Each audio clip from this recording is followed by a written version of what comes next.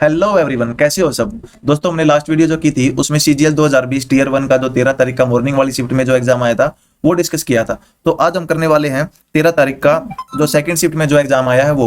और आप देखेंगे कि जो फर्स्ट शिफ्ट और सेकंड शिफ्ट में है ना, थोड़ा लेवल का थोड़ा डिफरेंस है। तो चलिए स्टार्ट करते हैं। वो स्टार्ट करते हैं हम पहले क्वेश्चन से।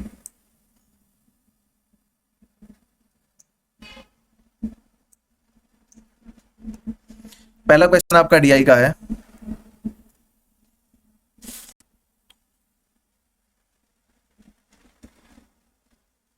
आपको पाई चार्ट दे रखे हैं दो। अब इसमें क्या रखा है, पहले पाई चार्ट में total number of students they रखे हैं, यानी कुल स्टूडेंट कितने हैं आपके 7500 हैं। अब उसमें से पास 4000 हुए हैं, तो इन 7500 का बाइफर्केशन आपको यहाँ दे दिया और इन 4000 का यहाँ दे दिया। तो आपसे कुछ रेशो पूछी है, ये कह रहा है भाई जो क्यू आर एस टूगेदर हैं यानी ये वाले, तो इस 7500 में से ये कितने थे, और जो क्यू आर एस टूगेदर आपके यहाँ पे हैं 4000 में से ये कितने थे। देखो जो ये मतलब यहाँ के 100% की वैल्यू 7500 है, यहाँ के 100% की वैल्यू 4000 है। जब भी मैं रेशो की बात करूंगा जो कॉमन चीज है वो कट जाती है, यानी 100 कट जाएगा। जैसे देखो भाई ये जो 7500 है ये 100% की वैल्यू है, और आपको पूछा है क्यू आर एस टुगेदर, तो 30 18 12 30 होंगे, तो यानी इसका 60% फिर पूछा है। और रेशो किससे निकालना है, यानी देखो ये 100 की वैल्यू थी यानी 60 की वैल्यू ये है। अब बात करें वो 4000 की, ये उसके 100 की वैल्यू है, और पूछा आपसे क्या है, इन्हीं तीनों का जोड़, यानी 24 24 48 और 18 66। तो देखो ये अपने आप कट जाएगा। तो एग्जाम में हमें पहले से अंडरस्टैंडिंग बनानी है कि ये कटेगा। तो 2 जीरो से 2 जीरो काट दो, 20 दूनी 40 20 या 60 30 पे आप 22, और यहाँ पे आ गया 75 रेशो 44, ये आपका आंसर है। तो नेक्स्ट क्वेश्चन पे चलते हैं। देखो ये कह रहा है राधा अपनी इनकम का 25% बचाती है, अगर उसका खर्चा 20% बढ़ जाए और आय उसकी 29% बढ़ जाए तो सेविंग। देखो इसके मैं दो मेथड बताऊंगा, और ये आपका बहुत इंपॉर्टेंट क्वेश्चन है क्योंकि हर एग्जाम में आपको ये मिल जाएगा। देखो भाई आपको पता है टोटल कुल आय होती है वो होती है खर्चा प्लस बचत। अब कह रहा है 25% बचाती है वो, 25% बचाएगी तो खर्चा कितना करती है 75, और इनकम टोटल होगी 100%। भाई मान लो इनकम 100% है, सॉरी उसका 25% बचाया तो खर्चा कितना किया 75। अब कह रहा है खर्चा 20% बढ़ जाता है, यानी उसका जो खर्चा है वो 20% बढ़ जाता है। देखो 75 का 10% 7.5 और 20% आप कहेंगे 15, यानी ये 15 रुपए बढ़ गया। अब कह रहा है इनकम 29% बढ़ गई, अब 29 आपकी ये बढ़ गई। देखो अब इनकम आपकी 29 बढ़ गई, खर्चा 15 ही बढ़ा है, तो बाकी 14 क्या रुपए बढ़ा होगा, आप कहेंगे वो सेविंग बढ़ गई होगी इसकी 14। तो देखो कह रहा है कि सेविंग कितने परसेंट इंक्रीज हुई है, तो आप कहेंगे 14/25 गुणा, तो ये आपका आ गया 56%। एक दूसरा मेथड है एलिगेशन का, वो मेथड ध्यान से देखना। देखो बीच में आपका आएगा इनकम, यहाँ पे आएगा एक्सपेंडिचर, और यहाँ पे आएगी सेविंग, यानी यहाँ आए, यहाँ आपकी खर्चा और यहाँ पे बचत। ये होंगे आपके परसेंटेज इंक्रीज डिक्रीज, और नीचे आपकी रेशो आएगी एक्सपेंडिचर और सेविंग की। ये आपको ध्यान रखना है क्योंकि ये क्वेश्चन आपका हर एग्जाम में लगभग रिपीट होता है। देखो अब जो दे रखा है उसके अकॉर्डिंग चलो। अब वो 25% इनकम बचत करती है, यदि मैं आपसे पूछूं बचत 25% करी तो खर्चा कितना होगा, आप कहेंगे 75%, यानी बचत और खर्चे का अनुपात 3:1 है। देखो स्टार्टिंग में अनुपात लिख दो भाई, 3:1 आ गया। अब इनकम कितनी बढ़ी उसकी, आप कहेंगे इनकम बढ़ गई 29%, यानी इनकम बीच में रखनी है। अब खर्चा कितना बढ़ा है, खर्चा 20% ही बढ़ा है, तो हमें यहाँ पे क्या वैल्यू आएगी वो निकालनी है। देखो एलिगेशन में क्या होता है, आपका दो क्वांटिटी होती है उनको मिक्स करते हैं, तो जो एक नेट रिजल्ट आता है वो इनके 20 की क्वांटिटी होती है, यानी एक से उसका मूल्य ज्यादा होगा दूसरी से कम। ऐसा ही यहाँ पे देखो 29 20 से ज्यादा है, लेकिन यहाँ जो वैल्यू आएगी उससे कम होगा। अब यहाँ पे यदि मैं बात करूँ तो हमेशा बड़ी में से छोटी वैल्यू घटती है। देखो 29 में से 20 गया 9, लेकिन यहाँ पे 1 है, यानी 1 की वैल्यू 9 है, तो 3 की वैल्यू कितनी होगी, आप कहेंगे 27। अब किस संख्या में से मैं 29 घटाऊं 27 आई, तो आप कहेंगे इन दोनों को जोड़ दो भाई 56%, ये आपका आंसर है। नेक्स्ट है, नेक्स्ट देखो ये कह रहा है भाई सौरभी है, उसने अपना आर्टिकल 176 में बेचा है 12% डिस्काउंट के बाद। अब ये कह रही है कि अगर उसने डिस्काउंट ना दिया होता तो उसको 25% का लाभ होता। कहने का मतलब क्या कह रही है भाई, कुछ इसका अंकित मूल्य है, अंकित मूल्य पे 12% का छूट दे दिया तो 176 के बेच रही है। मुझे बताओ अंकित मूल्य 100% है, 12% का छूट दे देगा तो अंकित मूल्य कितने परसेंट पे बेचा, आप कहेंगे 88% पे, यानी 88% की वैल्यू कितनी दे रखी है 176, 1% की 2, क्योंकि 88 दूनी 176 होते हैं, और 100% की वैल्यू 200, यानी इसका जो मार्क प्राइस है वो 200 आ गया। अब कह रहा है यदि डिस्काउंट ना देता तो उसको 25% लाभ होता। लाभ और हानि किस पे काउंट करते हैं, सीपी पे, यानी क्रय मूल्य पे, यानी क्रय मूल्य पे उसको 25% का लाभ का मतलब है क्रय मूल्य और अंकित मूल्य इनका जो रेशो है वो 4:5 होता, क्योंकि वो अंकित मूल्य पे बेचना पड़ता है उसको। यहाँ अंकित मूल्य आपका सेलिंग प्राइस हो जाता। तो 5 की वैल्यू 200 दे रखी है, 1 की 40, 4 की 160, यानी इसमें पेन भी नहीं उठाना था आपको। देखो भाई 12% डिस्काउंट दिया तो यानी 88% की वैल्यू 176 है, 1 की 2 आ गई और 100% की वैल्यू 200 आ गई। अब कह रहा है यदि डिस्काउंट न देता तो उसको 25% का लाभ होता, तो 25% 1/4 होता है, यानी सीपीएमपी की रेशो 4:5 होती। अब 5 की वैल्यू 200 दे रखी है, 1 की वैल्यू आप कहेंगे 40 आ गई और 4 की वैल्यू 160, ये आपका आंसर है। नेक्स्ट है, नेक्स्ट देखो, नेक्स्ट कह रहा है त्रिभुज एबीसी है, इसमें डी और ई पॉइंट है ए बी और ए सी पे। देखो एग्जाम में कई बार क्या होता है, हम फ्लो में डायग्राम बना देते हैं, ध्यान नहीं देते कि ये वाले पॉइंट किस पे होते हैं। कई बार एग्जामिनर इनको चेंज कर देता है, तो हमें एग्जाम में ये बारीक चीजें, छोटी छोटी चीजें ध्यान में रखनी है, क्योंकि वहां पे क्या है, नंबर नहीं कटने देने अपने को। अब कह रहा है जो एडीई है, यानी जो ये एंगल है वो इसके बराबर है। देखो कोई भी ट्रायंगल है उसमें यदि आपके दो एंगल बराबर हो जाए तो वो ट्रायंगल सिमिलर हो जाती है। देखो ए कॉमन हो जाएगा, यानी मैं बात कर रहा हूँ ट्रायंगल एडीई सिमिलर हो जाएगी ट्रायंगल एबीसी के।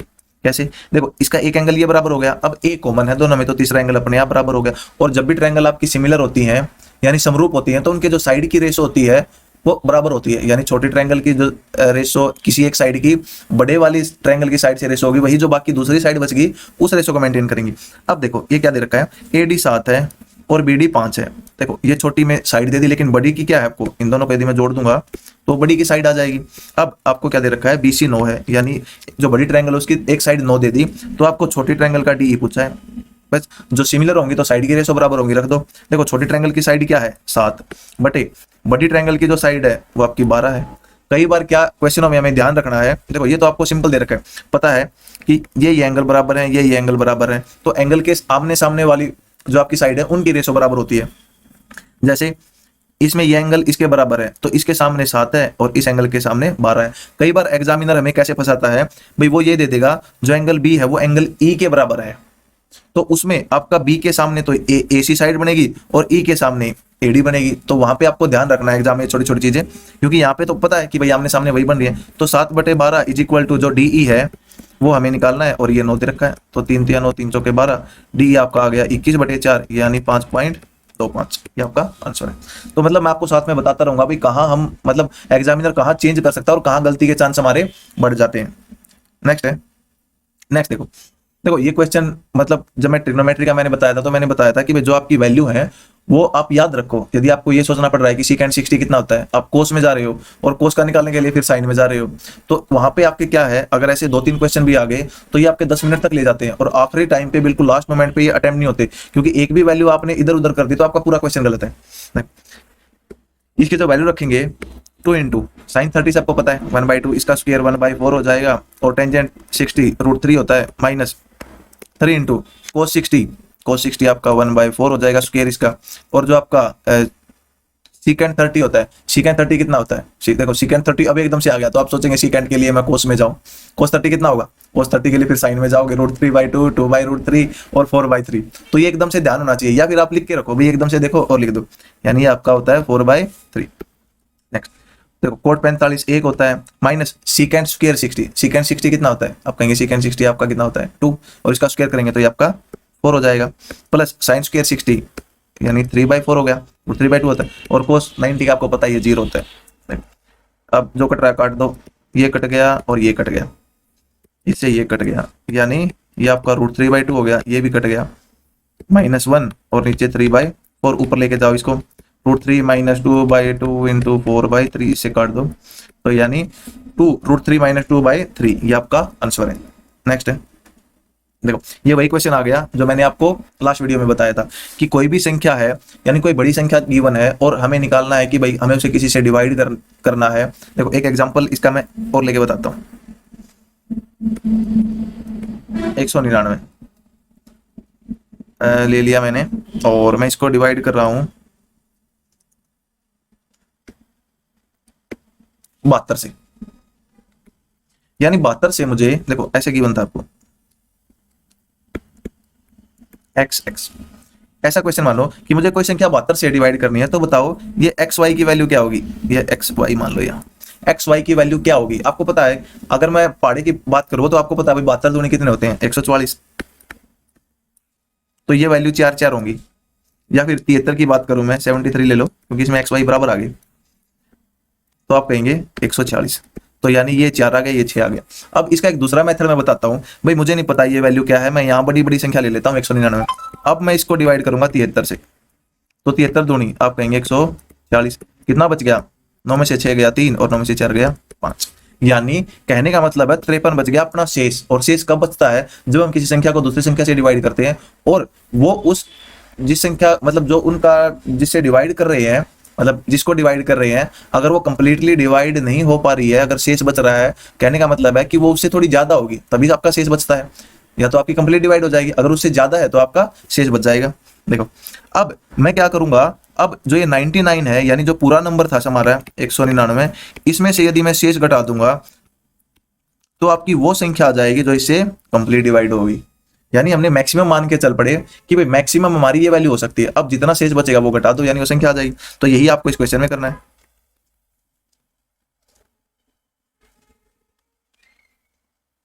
देखो ये दे रखा है 247, इसकी जगह 99 ले लो, और 3 7 11 जो संख्या 3 7 11 से डिविजिबल होगी वो इनके एलसीएम से भी होगी। 3 7 11 आपस में कोप्राइम है तो इनका एलसीएम इनका मल्टीप्लीकेशन होगा। 7 21 और 11 231, तो इससे डिवाइड करूंगा, एक पे गया, ये आ गया। अब डिवाइड नहीं हो पा रहा है तो 0 0। अब देखो यहाँ पे 9 उतार लिया। अब इसको मैं डिवाइड करूंगा 6 पे, ये ज्यादा जाएगा क्योंकि 6 18 ऑलरेडी बन रहा है और 8 दूनी 16, यानी इसको मैं डिवाइड करता हूँ, सॉरी अगर इसको मैं 8 पे जाऊंगा तो ज्यादा जाएगा, यानी 7 पे जा रहे हैं हम। तो 7 एकम 7, 7 या 21, 2 और 16। देखो जब इसमें से घटाऊंगा 2 और यहाँ बच जाएगा 8। अब ये वैसा ही क्वेश्चन हो गया भाई, वहां पे आपका शेष कितना बचा था जब हमने 199 को डिवाइड किया था, तो हमने वो संख्या पे हम कैसे आए थे, यानी मुझे इस संख्या में से यदि मैं इसका जो शेष बचा है वो घटा दूं तो हम उस संख्या पे पहुंच जाएंगे। शेष कब बचता है, जब हम किसी संख्या को दूसरी संख्या से डिवाइड करते हैं और वो इसके जो एक्चुअल इसका डिवाइजर है यानी जो संख्या है उससे ज्यादा हो। देखो अब यदि मैं इसमें से घटाऊंगा 99 में से 82, आपका आएगा 17। कहने का मतलब है कि यहाँ पे अगर 17 होता यानी ये संख्या ऐसे होती तो ये इससे कंप्लीटली डिविजिबल हो जाती, 3 से भी हो जाती, 7 से भी और 11 से भी। अब यही आपका जो एक्स वाई है इसका मान है, तो इसमें रख दो 2y, 14 माइनस 8, आपका आंसर आ जाएगा 6। एग्जाम में इसको देखते ही एकदम से इनका एलसीएम लेके डिवाइड कर देना, 9 9 रख के आंसर आ जाएगा। नेक्स्ट है, देखो ये कह रहा है भाई दो संख्याएं हैं वो 5:8 के अनुपात में है, अगर मैं प्रत्येक संख्या में 5 ऐड कर दूं तो रेशो ये हो जाएगा। मुझे ये बताओ सबसे पहले, भाई दो संख्याएं मैं मान लूं 15 और 20 है, उनके बीच का अंतर क्या है, आप कहेंगे 5। दोनों में 10 10 जोड़ दूं कितना अंतर रहेगा, आप कहेंगे अंतर तो सेम रहेगा क्योंकि उसमें भी इतना जुड़ा है इसमें भी इतना जुड़ा है। तो वही हमें यही करना, इसमें भी यही करना है। ए और बी है, 5:8 है, अब 2:3 हो गया क्योंकि इनमें कुछ जुड़ा है। तो मैं कह रहा हूँ यहाँ डिफरेंस 3 है, यहाँ 1 है, तो डिफरेंस को बराबर कर लो, तो इसको 3 से गुणा कर दूंगा तो ये 6:9 हो जाएगा। यानी 5:8 था, अब 6:9 हो गया। देखो दोनों में क्या क्या जुड़ा है, आप कहेंगे यहाँ 1 जुड़ा है और जो एक्चुअल में जुड़ा है वो 5 है, यानी यहाँ के 1 की वैल्यू वहां 5 है। तो सम पूछा है आपका ए और बी का क्या क्या है। देखो 8 और 5 क्या है, 13। यहाँ पे 1 यूनिट की वैल्यू 5 है और आपका, या फिर ऐसे निकालो 5 यूनिट की वैल्यू 25 होगी, 8 की वैल्यू 40 होगी, 40 और 25 65, या फिर इन दोनों को जोड़ दो रेशो को आपस में। भाई 1 की वैल्यू 5 है, 13 की वैल्यू क्या होगी, 13 गुना 5 65, ये आपका आंसर। नेक्स्ट है, नेक्स्ट कह रहा है देखो length of a rectangle is increase by two it's 3 times, यानी जो आपकी एक आयत है उसकी लंबाई 3 गुना कर दी। देखो और जो उसकी चौड़ाई है वो उसकी आधी कर दी, तो क्षेत्रफल, तो जो पुराना क्षेत्रफल था उसके नए क्षेत्रफल से क्या रेशो होगा। देखो आपको पता है आयत का जो क्षेत्रफल होता है वो होता है लंबाई गुणा चौड़ाई, यानी लेंथ इनटू ब्रेड्थ, ये आपका एरिया होता है। अब देखो भाई कह रहा है उसकी लंबाई इंक्रीज टू 3 टाइम्स, यानी भाई पहले 1 थी अब कितनी होगी, 3 होगी, और जो चौड़ाई है वो आपकी डिक्रीज होगी हाफ, मतलब आधी होगी। यहां 2 थी तो यहां कितनी होगी, 1, यानी ये पहले की थी और ये अब की है। और एरिया आपको पता है लंबाई गुणा चौड़ाई होता है, यानी पहले एरिया कितना था 2, अब एरिया कितना हो गया 3, क्योंकि इन दोनों को गुणा कर देंगे, ये आपका आंसर है। तो ये मतलब इस टाइप के क्वेश्चन आपका लिए एक मतलब ये होता है कि भाई हाँ, क्योंकि जो टाइम है वो कुछ क्वेश्चनों में लगता है, तो इस टाइप का क्वेश्चन हो गया प्रॉफिट लॉस के, ये मतलब इजी रहते हैं, तो आप यहाँ पे टाइम बचा सकते हो। बस यहाँ पे गलती नहीं करनी जल्दबाजी में, कहीं इनको ना गुणा करके और 3:2 लगा दो, काफी गलती हो जाती है जल्दबाजी में। नेक्स्ट है, नेक्स्ट देखो ये कह रहा है बोर्ड मास का रूल क्वेश्चन है ये भी।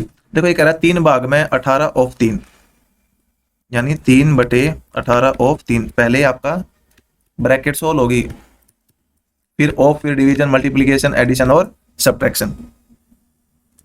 देखो 3 भाग में 18/3 गुणा 6 माइनस 22 गुणा 6 भाग में 18 माइनस 3/2 प्लस 10 माइनस 3 भाग में 9/3, 9 गुणा 3 गुणा 9, ये आपको दे रखा है। तो 6 18 से 18 कट गया, 1/3 माइनस 6 18 ये कट गया, यानी 22/3 माइनस 3/2 प्लस 10 माइनस 9 27 27 ये कट गया। देखो एलसीएम ले लो इसका 6,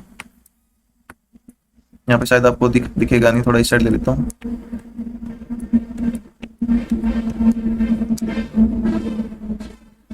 एलसीएम आ गया आपका 6, 3 दूनी 6 माइनस 3 दूनी 6 22 दूनी 44 माइनस 2 3 6 प्लस 60 माइनस 6। अब आप इनको जोड़ दो भाई, 60 और 2 62 हो गई, और इस साइड 44 और 9 53, 53 और 6 59/6, यानी आपका 3/6 1/2। देखो इस टाइप के क्वेश्चन में आपको क्या है, ऑफ का ध्यान रखना है कि ऑफ को हम किसके साथ ले, जल्दबाजी में गलती नहीं करनी है, क्योंकि इसमें से काफी चांस रहते हैं गलती होने के।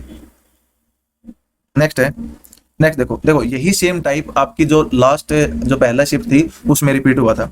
इसको क्या, इसको थोड़ा टफ बना दिया गया उससे। वहां पे क्या था, आपको x³ माइनस y³ की वैल्यू निकालनी थी, यहाँ पे आपको साथ में x² प्लस y² भी जोड़ के दे दिया, और यहाँ पे वैल्यू आपको वहां पे क्या था इजी गिवन थी क्योंकि कट रही थी। और यहाँ पे चलो देखते हैं क्या, देखो x माइनस वाई 11 है और ये 11 है, हमें निकालना है x³ minus y³ plus x² y²। आपको पता है कि x³ माइनस y³ की वैल्यू क्या होती है, x minus y³ minus 3xy into x minus Y, यहाँ पे प्लस आएगा क्योंकि माइनस के केस में प्लस आता है, प्लस के केस में माइनस, और प्लस x² y², ये आपको मान निकालना है।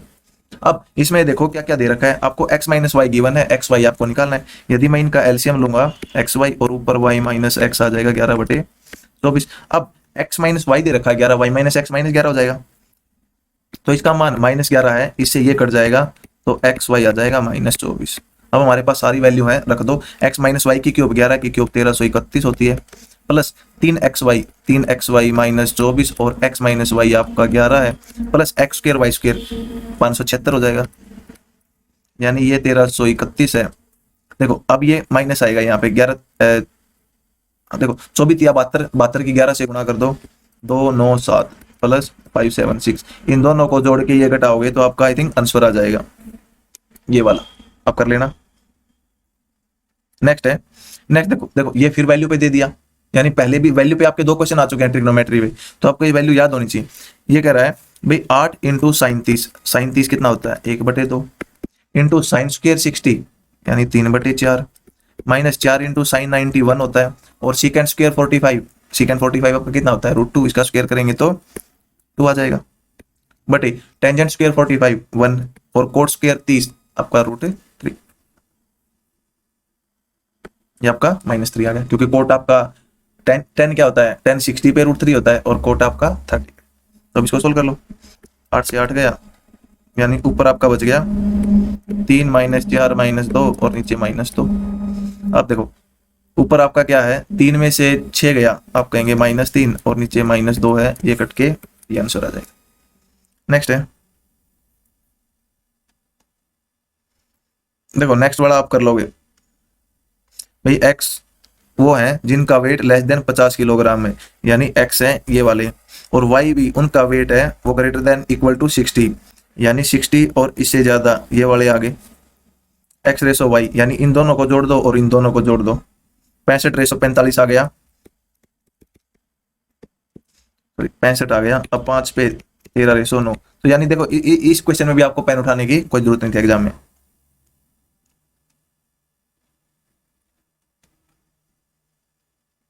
नेक्स्ट देखो, नेक्स्ट कह रहा है भाई एक ट्रायंगल है एबीसी। अब क्या कर रखा है, ए बी ए सी यानी ये 5:2 है, बी सी आपका 9 गिवन है यानी ये 5:2 में गिवन है, और बी ए इज प्रोड्यूस्ड यानी ए बी रेशो ए सी। देखो बी ए को आगे बढ़ाया गया ये वाला 2D, ये पॉइंट डी है, and the angle of bisector यानी ये आपका एंगल बाइसेक्टर जो एक्सटर्नल एंगल बाइसेक्टर होता है बाह्य कोण समद्विभाजक वो वाली प्रॉपर्टी है। तो यानी इसका एंगल बाइसेक्टर यहाँ आएगा और वो इसको कहीं ना कहीं आगे बढ़ाने से मिलेगा, बीसी प्रोड्यूस टू ई। देखो एंगल बाइसेक्टर का क्या होता है आपका, ये वाला भाई ये ए बी सी है ये आपका डी है, और ये ए बी सी है ये आपका डी है। तो दोनों में आपको फॉर्मूला एक ही याद रखना है, जब भी ये इसका एंगल बाइसेक्टर होगा यहाँ इसके बाहर वाले का, तो जो ए बी बाई ए सी है वो B D by D C होता है, और इसके लिए आपको कोई अलग से फॉर्मूला रखने की जरूरत नहीं है, ये भी सेम होता है, A B by A C is equal to B D by D C. कभी एग्जाम में आप भूल जाओ कि ये एक्सटर्नल है, इसका फॉर्मूला क्या होता है, पहले बी सी आएगा, सी ई आएगा, बी डी आएगा, क्या आएगा, तो आप इसका इंटरनल वाले का तो आपको पता है कि इसके बटे ये इज इक्वल टू इसके बटे ये, तो आप इसका फॉर्मूला लिख देना और आपको डी वही पॉइंट रखना है सेम, तो आप निकालोगे यहाँ डी की जगह ई है, बस आपको ये ध्यान रखना है। यानी जो ए बी बाई ए सी है इसलिए आपको ये रेशो में गिवन था, यानी ये मान लो रेशो खत्म करने के लिए हम एक्स लगा भी दे तो कोई फर्क नहीं पड़ेगा, यानी 5/2 इज इक्वल टू ये हमें निकालना, मान लो एक्स है ये। अब कह रहा है देखो बी डी यानी इस केस में बी डी डी की जगह ई है, तो आपकी जो total length x plus 9 by आपका डी सी यानी ये वाली लेंथ, ये वाली लेंथ सी ई आपका एक्स से क्रॉस मल्टीप्लाई करके निकाल दो, यानी 5x is equal to 2x plus 18, 3x की वैल्यू 18, x का मान आ जाएगा 6, और यही हमसे पूछा गया था। नेक्स्ट है,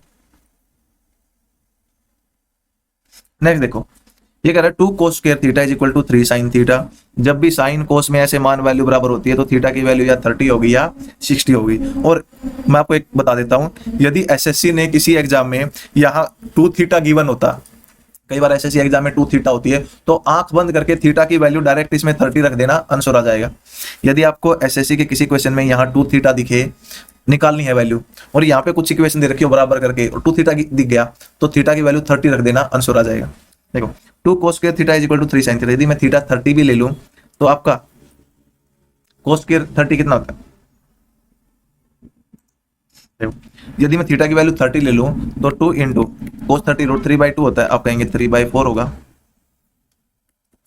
is equal to 3 into sine 30, sine 30 1/2 होता है। देखो बराबर हो गए, यानी थीटा का मान आपका 30 डिग्री है। अब इसमें रख दो सीकेंड स्क्वायर 30, आप कहेंगे सीकेंड 30 कितना होता है, cos 30 का आप उल्टा कर दो, cos 30 कितना होता है, उसके लिए sin 60 निकाल लो, यानी देखो सीकेंड 30 होता है आपका 4/3 minus tangent square theta, tangent square आपका 30 ये होता है 3 प्लस cos स्क्वायर 30, cos 30 कितना होता है, cos 30 आपका √3/2 होता है, और इसका स्क्वायर करेंगे 3/4, यहाँ से निकाल लो, आपका जो एलसीएम है 12 आ गया। अब 3 चौके 12, 4 चौके 16 माइनस, नहीं नहीं क्या कर गए, कुछ गड़बड़ करेगा क्या अपन वैल्यू में, देखो दोबारा लिखते हैं, थीटा का मान 30 आ गया, तो सीकेंड 30 यानी सीकेंड 30 का मान आपका होगा 2/√3 और इसको करेंगे 4/3। अच्छा ये गड़बड़ कर दे, जो टेंजेंट 30 है उसका मान 1/√3 होता है, यानी टेंजेंट का ये 1/3 हो जाएगा, प्लस cos स्क्वायर थीटा आपका 3/4 हो जाएगा, यानी एलसीएम 12 आ जाएगा, ये 16 आ जाएगा, ये 4 आ जाएगा और ये 9 आ जाएगा। 16 और 9 आपके कितने होंगे, 25, 25 में से 4 गया, 21/12, 3 पे काट दो 7/4, ये आपका आंसर। देखो कंफ्यूजन कई बार हो जाता है इनकी वैल्यूज में, इसलिए मैं तो क्या करता हूँ स्टार्टिंग में जाती है अपनी वैल्यू लिख लेता हूँ, कोई डाउट ना होना चाहिए कि अब तक अब कौन सी वैल्यू ध्यान में एकदम से लिख के हम सोल्व कर दें, और फिर वही कुछ नहीं होता, कुछ नहीं से बस टाइम वेस्ट होता है वहां पे एग्जाम में। देखो ये भी आप कर लोगे, क्या कह रहा है ये भाई, जो रेशो है average number of female in the all 5 organisation, यानी फीमेल है, ग्रीन ग्रीन वालों को जोड़ दो, रेशो रेड रेड वाला एवरेज, एवरेज की बात की गई है, देखो वो भी उतने हैं वो भी उतने हैं, तो टोटल को जोड़ दो, जो रेशो इसकी आएगी वही एवरेज की आएगी, कोई फर्क नहीं पड़ेगा। नेक्स्ट है, नेक्स्ट वाला देखो ये कह रहा है the rate of simple interest of first 2 year is 8%, यानी पहले 2 साल का हिंदी में बता देता हूँ भाई। जो साधारण ब्याज है वो पहले 2 साल का 8% है, अगले 4 साल का 10% है, और 6 साल से जितना भी आपके ज्यादा होंगे उसके लिए 12% लगेगा। अब कह रहा है एक आदमी को 18,358.60 साधारण ब्याज मिलता है 9 साल के बाद। 9 साल की यदि बात करूं तो जो पहले 2 साल है इसका 8% की ब्याज थे भाई, जो प्रिंसिपल है उसका 8% ब्याज लगा है, यानी प्रिंसिपल का टोटल 16% ब्याज लग गया। अब नेक्स्ट 4 साल के लिए 10% की दर से, यानी अब प्रिंसिपल का 4% सॉरी 10% और 10% देगा, यानी 40% आपका यहाँ ब्याज लग गया। और कह रहा है यहाँ 6 साल पूरे हो गए, अब 6 के बाद जितने भी साल जाएंगे आपका रेट लगेगा 12% प्रति वार्षिक दर से। और कह रहा है टोटल 9 साल, यानी आपके 3 साल ही बच गए, तो ये 3 साल है वो 12% की दर से ब्याज लगेगा, तो आपका आ जाएगा 36%। तो यानी टोटल प्रिंसिपल पे ब्याज लगा कितना है, आप कहेंगे 92%, यानी जो हमारा टोटल प्रिंसिपल था उसका 92% ब्याज है, यानी 92% की वैल्यू इतनी है। तो आपको पूछा प्रिंसिपल कितना होगा, रख दो, ये आपकी 92 की वैल्यू है तो गुणा 100 की निकालनी है। देखो 100 को गुणा करेंगे तो ये पॉइंट हट जाएगा, तो डायरेक्ट आपका आ जाएगा 1,8,3,5,8,6,0/92। देखो 2 है डिवाइड होगा ये, तो फाइनल है कि आखिरी में 5 आएगा, कंप्लीट डिवाइड हो रहा है तो ये, यानी इनमें से एक आंसर है। या तो इसको डिवाइड करके देख लो, देखो ये 92 दूनी कितने होते हैं आपको पता है, ज्यादा होंगे 184 होंगे, लेकिन है ये 183, तो आपका आंसर डायरेक्ट यही आ गया। अदरवाइज इसको डिवाइड करके देख लो, या फिर आप डिजिटल सम का भी यूज कर सकते हो। देखो डिजिटल सम इनमें सब में, देखो ऑप्शन आपको 2 पे आके अटक गया, आप डिजिटल सम का यूज करेंगे। 9 और 2 11, नीचे डिजिटल सम की क्या आपकी होती है प्रॉपर्टी भाई, नीचे आपका जोड़ है वो 3 6 और 9 नहीं होना चाहिए, क्योंकि उनका कोई सोल्यूशन नहीं होता। अब 9 और 2 11 होते हैं, और 1 और 1 2 होते हैं। अब नीचे हम डिजिटल सम में क्या करते हैं, नीचे हम हमेशा यूनिट डिजिट 1 बनाने की कोशिश करते हैं। अब देखो 9 और 2 11 हो गए, 1 और 1 2। अब 2 को मैं ऐसी संख्या से गुणा करना पड़ेगा कि इसका डिजिटल सम 1 हो जाए, तो आप किसे गुणा करेंगे, 5 से, ऊपर नीचे 5 से गुणा कर दूंगा, क्योंकि 2 पंजे 10 हो जाएंगे, और 10 का जोड़ 1 और 0 का 1 हो जाएगा। अब यहाँ पे देखो 8 और 1 9 को एक साइड कर दो, 5 और 3 8, 8 8 16 16 और 6 22, 2 और 2 4, और 4 पंजे 20, यानी आपका जो आ गया वो आ गया 2 डिजिट सम। अब यहाँ पे देखो इन दोनों में 7 और 5 12, 2 13 और 1 14, यानी 14 1 4 5 आ गया, तो ये आंसर हो ही नहीं सकता। अब इसमें देखो 9 को तो पहले ही छोड़ दो, 5 5 10 और 11, और 11 होते हैं 1 1 2, यानी आपका आंसर। कोई भी मेथड आप यूज कर सकते हो वहां एग्जाम में। नेक्स्ट है, देखो ये कह रहा है भाई the ratio of average production of all flavour in 2012 to the difference of average production of flavour A in 12 13 14 and average of इतना। ये कुछ भी नहीं है, कैलकुलेशन का क्वेश्चन है, इनमें से जोड़ घटा करके आपको आंसर निकालनी है, निकाल लेना। नेक्स्ट है, नेक्स्ट कह रहा है 18% working 8 hour a day can complete 3 unit of work in 10 days, यानी M1 D1 T1 by W1 is equal to M2 D2 T2 by W2। यानी 18 आदमी 8 घंटे काम करके 3 यूनिट बना देते हैं 10 दिन में, तो कितने दिन में 25 आदमी 5 यूनिट बनाएंगे, सॉरी यूनिट है ये, 5 यूनिट बनाएंगे 6 आवर काम करके, और यहाँ पे आपके डेज बच गई, काट दो इसको, आंसर आ जाएगा 3 6 18, 5 पंजे 25, और 6 से 6 गया, 5 दूनी 10, तो यानी 8 गुणी 2 16, ये आपका आंसर है। नेक्स्ट है, नेक्स्ट देखो ये कह रहा है इन ए सर्कल, एक आपका सर्कल है विद सेंटर ओ, एडी आपका डायमीटर है और एसी कोड है, यानी ए और डी ये मेरा डायमीटर है, और एसी आपकी कोड है, यानी यहाँ पे कोड मान ली मैंने AC. Point B is on AC, यानी यहाँ पे कोई पॉइंट बी है, such that O B is equal to, यानी ओ आपका सेंटर है, तो जो ये ओ बी है ये 7 है, और ओ बी ए, यानी ओ बी ए ये वाला एंगल आपको दे रखा है 60। देखो ये वाला क्वेश्चन मैं बता दूं, ये वाला क्वेश्चन आपका बिल्कुल प्रीवियस ईयर से उठा रखा है, ऐसा ही अगर आपको ध्यान हो तो आई थिंक 2019 के मेंस में आया था ये क्वेश्चन। ओ बी ए 60 और डी ओ सी, यानी डी ओ सी ये वाला भी 60 है। आपसे पूछा क्या है, बीसी की लेंथ, यानी ये वाली लेंथ आपसे पूछी गई, और आपको दे रखी है लेंथ किसकी, ओबी की, यानी ये वाली लेंथ आपको दे रखी है। अब यहां से देखो भाई हम किस चीज का यूज कर सकते हैं, पहली बात तो डायग्राम गिवन है तो ना कहीं 90 डिग्री का यूज होगा। अब देखो ये वाला एंगल आपको दे रखा है 60 डिग्री, इसको मैं 60 को यहां लिख देता हूं,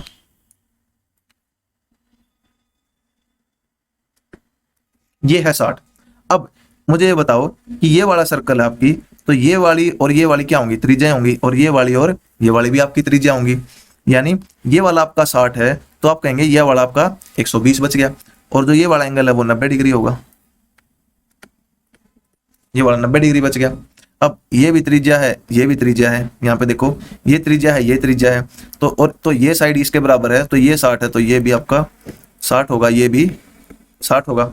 अब ये 90 था यानी ये बच गया आपका 30, और इस ट्रायंगल में ये आपका बाह्य एंगल है, यानी बाह्य एंगल क्या होगा, देखो ये 60 है और ये सीधी लाइन है तो ये 120 बच गया, 120 में से ये 30 आ गया तो तीसरा एंगल भी 30 बच गया, यानी दो एंगल आपके 30 आ गए। देखो मैं इसको ऐसे बना देता हूं, ये O था, ये C था, ये B था। अब ये एंगल आपका 120 आया है, ये 30 आ गया, ये भी 30 आ गया। जब भी बराबर एंगल होते हैं तो आपकी जो साइड होती है यानी इसकी जो लेंथ होगी वो इसके लेंथ के बराबर होगी, यानी जो ये लेंथ है वो इसके बराबर होगी, और ये 7 थी तो BC की मान भी 7 होगा। ये आपका आंसर है। नेक्स्ट है,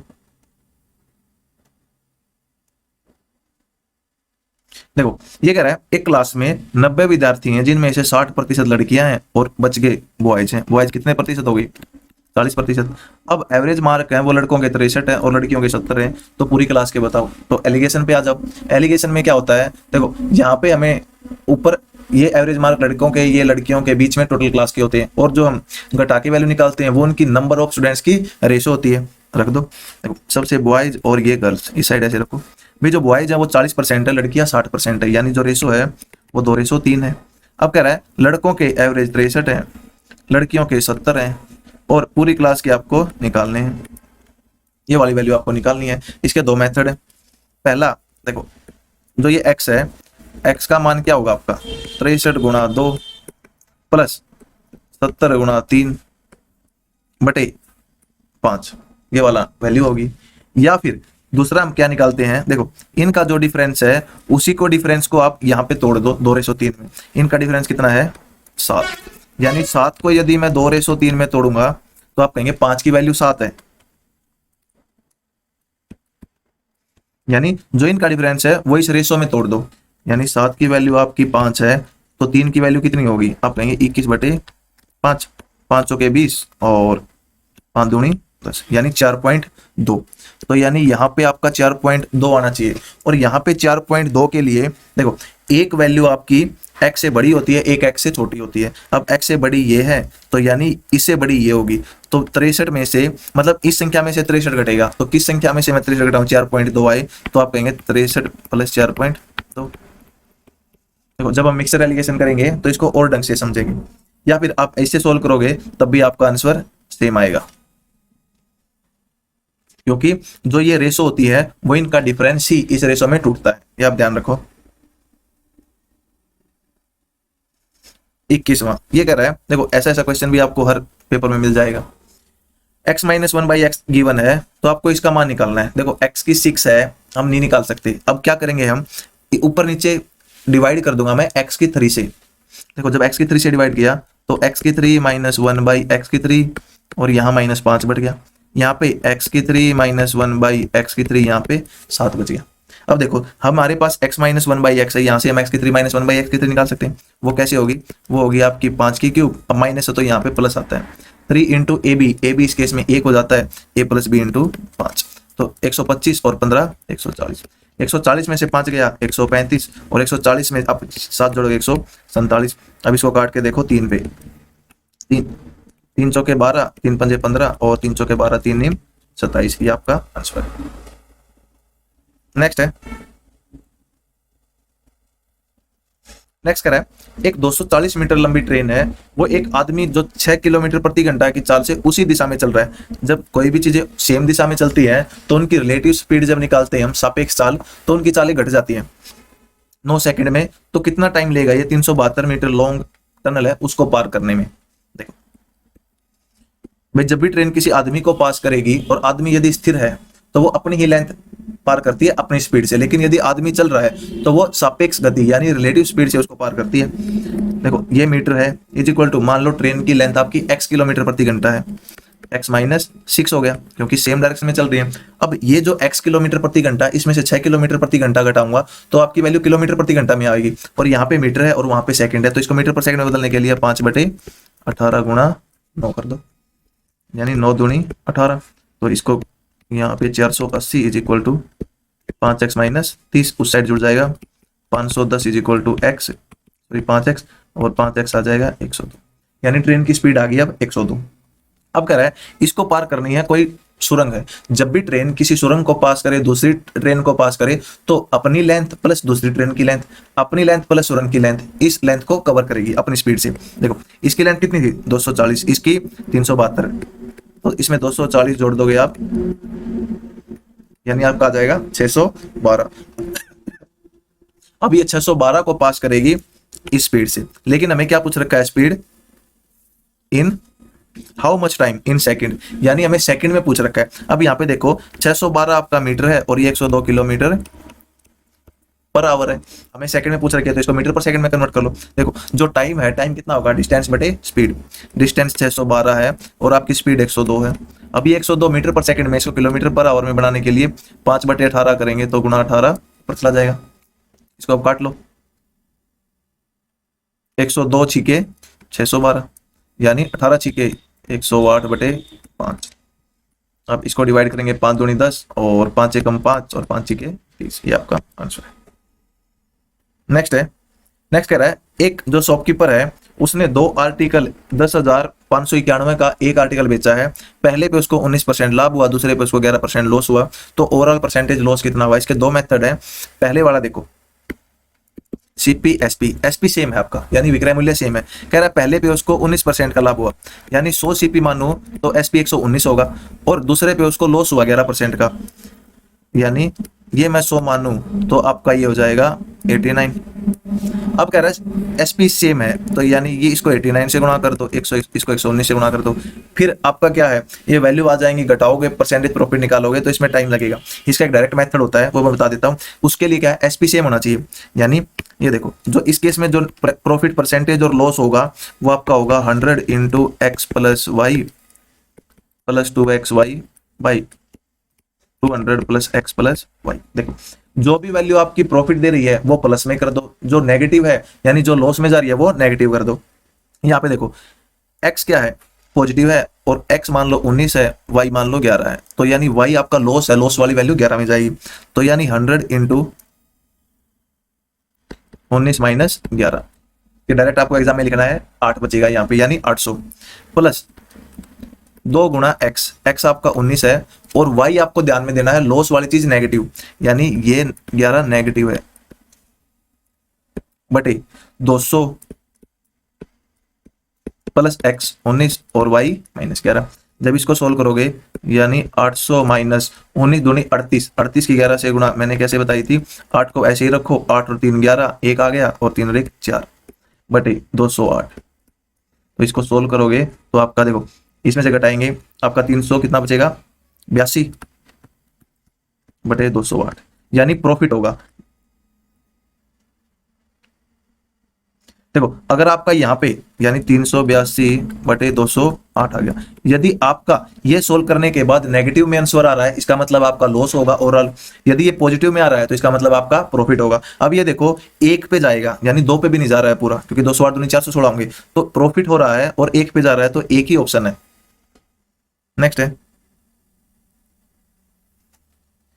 नेक्स्ट ये कह रहा है भाई एबीसीडी एक साइक्लिक क्वाड्रिलेटरल है। साइक्लिक क्वाड्रिलेटरल याद आते ही आपको ध्यान में आना चाहिए कि आमने सामने के जो एंगल हैं इनका जो जोड़ है वो 180 डिग्री होता है। इसको मिला दो,